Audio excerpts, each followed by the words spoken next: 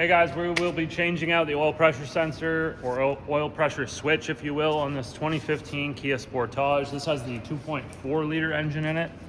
We are using the Napa Eklund brand oil pressure switch because Kia didn't have one in stock. So some of the tools that we're probably going to need, you're going to want some rags, some brake cleaner, and we've also got a deep 24 millimeter socket to take the switch off. Now there is an actual oil pressure socket, but I don't have one for this size. You're also going to want about a 9-inch flex head ratchet, a short 12 millimeter socket. This is a 3/8 drive socket. You're going to want probably some of these. These are long needle nose pliers with a 45-degree bend on them. We've also got these Olsa Tools electrical disconnect pliers to undo the plug. These are just sort of what I'm going to be using.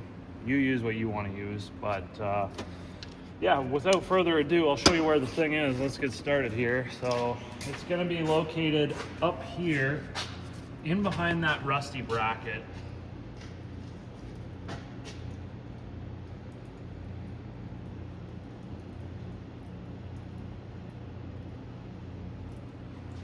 So yeah, it's on the face of the engine block and it's in behind that bracket. You'll see once we get the bracket off. I have, so to get the bracket off, there's one thing we got to do first. There's a wiring harness that runs behind the bracket, and then you'll see a little plastic nub that's sticking out. Now on that nub, there's fins that spread out when it goes through the hole. So we need to collapse those fins and then push the nub through the hole so that the wiring harness comes off. And I've already kind of half done that. It's sticking up in there. It's located right here.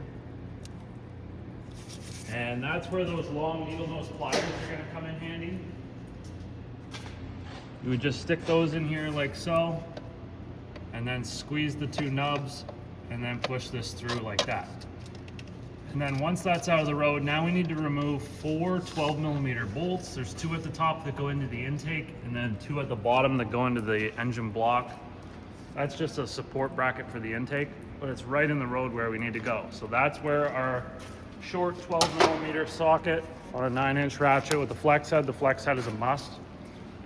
And we just pretty much get in there, break these things loose, take them out, go around, do all 4 of them.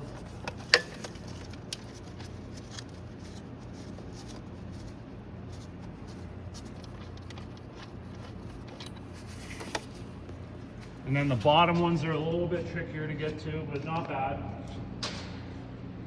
Now I'm guessing that this car actually originally had a shield underneath of it that's not here right now. So that would need to come off first as well. I'm guessing just a bunch of 10 millimeter bolts.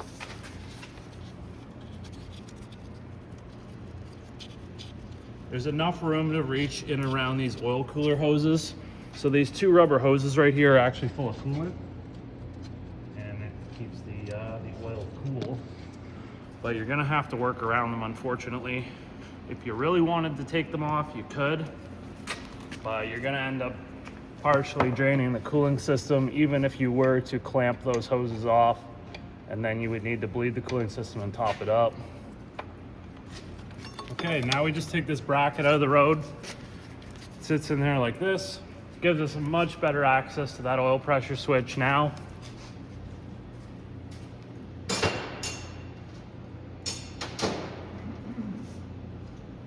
All right, we're gonna use these disconnect pliers from Olsa Tools. They actually work really, really well. You could do that with your fingers. The pliers aren't really necessary, but I like to use them. Okay, now you can see, if I get some light in here, you'll see that this oil pressure switch is actually really, really oily. And that's what happens here. The inside of the switch fails, and it actually starts to bleed oil out into the connector. And that will just cause all kinds of electrical problems. You get oil contamination, and then it just messes with the readings. So now we got to take that thing out. This is where our deep 24 millimeter socket's gonna come into play. So I'm gonna get that onto that short ratchet, and we're just basically gonna crank this thing out. Keep in mind when we pull that thing, we're probably gonna lose a bunch of oil and it's just gonna spill. So have a drip tray ready. Sorry, I got a stick there, I'm in the way. All right, so we got that set up, and 24mm deep socket. I put a little extension onto the ratchet just to get the ratchet out and away into a much easier workable place. And now we're just gonna take it out. It's regular right-hand thread, lefty loosey, righty tighty.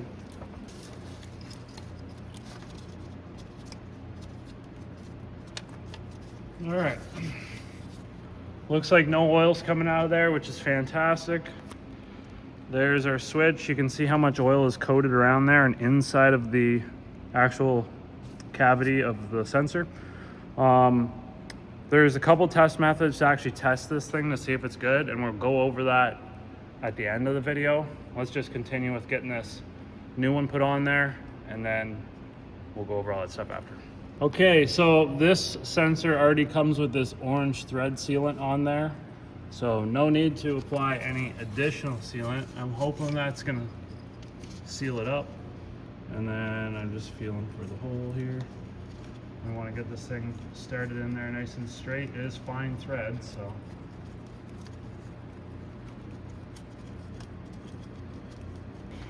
All right, here's the 6 setup. We got the snap-on 1/4 inch with the mini extension to the adapter to the 1/2 inch. And I know it's funny, but that's just what we're doing. So I did also just wipe down the connector at this point, and I'm gonna hit it with some brake clean and wash the connector out because I don't want oil to be in the terminal. We want everything to be nice and clean for when we plug it in.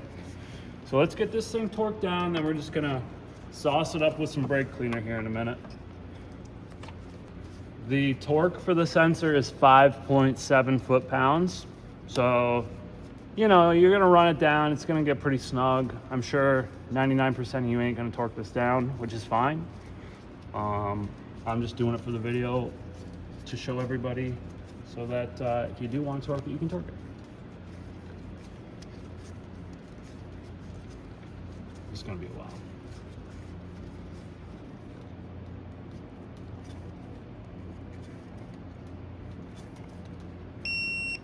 All right, there we go. It's torqued down now. And you can see that if you take a look in there, you can see where the nub is for the connector. I'm gonna get my hand out of the road once I get this light to sit in there. But there's a nub on the side of the sensor for the connector, and you can see where the connector naturally wants to sit, where the sensor was originally clocked. Try to tighten it down to that point, so that when you plug it in, the connector isn't like ripped around 180 degrees and stressing the wire out, stuff like that. Yeah, once you get it tightened down, now we're gonna wash it off, get all that oil out of there, and just clean that area up. All right, so now we're just gonna soak the living hell out of this connector here. We've got the Clean Flow brake and parts cleaner, non-chlorinated.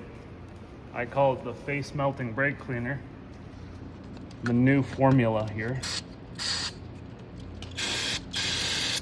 We'll get it right inside that connector. Probably use like half of a can, enough to kill a horse. And then we want to hit it with some compressed air. I can feel my gloves, they're already melting off my hands. All right, so we grab this. I can see we still have oil in it, so we're just gonna hit it again, blow it off, hit it again until everything's clean, just back and forth.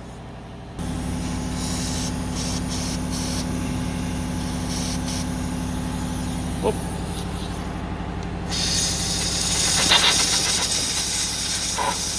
Also wear safety glasses and gloves. If you're in Canada, get some of this stuff. It's way better than any of the brake cleaners you can buy nowadays, seeing as they changed the formula. But Red Stallion electronic cleaner. And it smells like lemon. Okay, so now we're gonna just plug this in.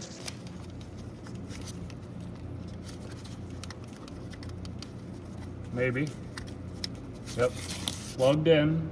And I'm also gonna just now hit the surrounding area with some more brake cleaner where the oil's been dripping off of the sensor. It's just been pooling up on top of this secondary oil pan, I guess you would call it, or part of the engine block actually. So we're gonna wash that all down nice, and then we can just go back to reassembling. We'll put that bracket back on, and yeah.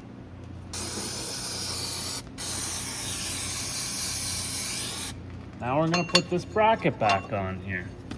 So we just line this thing up. Get your bolts and your holes. Bolts and holes. Okay, now we've got our intake manifold bracket bolts pretty much run down. We're just gonna torque them now to 14 foot-pounds. That's what we're gonna do.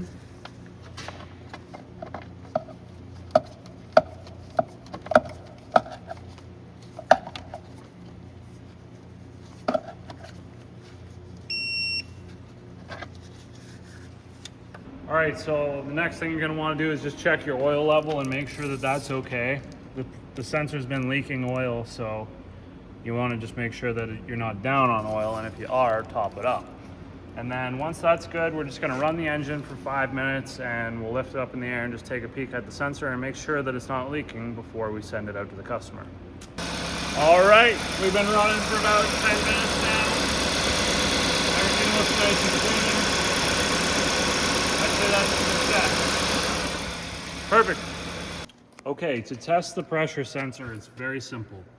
We have our meter set to resistance, and we're just gonna take one lead on our single terminal in there, and then one lead on the housing. And if it's open circuit, then that means the sensor is bad. If we have some resistance measurement on there, then it's good. So I do have a bunch of corrosion on the outside of this right now, so it's giving me some goofy readings. I was getting a good reading, but if we apply pressure through the hole at 7.25 psi, the light should, or the reading should go open circuit or have no continuity between the housing and the pin. And then obviously there's a diaphragm inside of here. The oil goes through this hole, it pushes on the diaphragm, which closes the switch. And that's what happens. Usually the diaphragm starts to rip or leak, and oil will come out the connector. And that's another sign that it's failed. If it's leaking oil, then it's failing. So just a couple quick checks you can do. Thanks for watching. If you got any questions, throw them in the comments. Don't forget to give the video a thumbs up if it helped. And as always, don't forget to subscribe. We'll see you in the next one.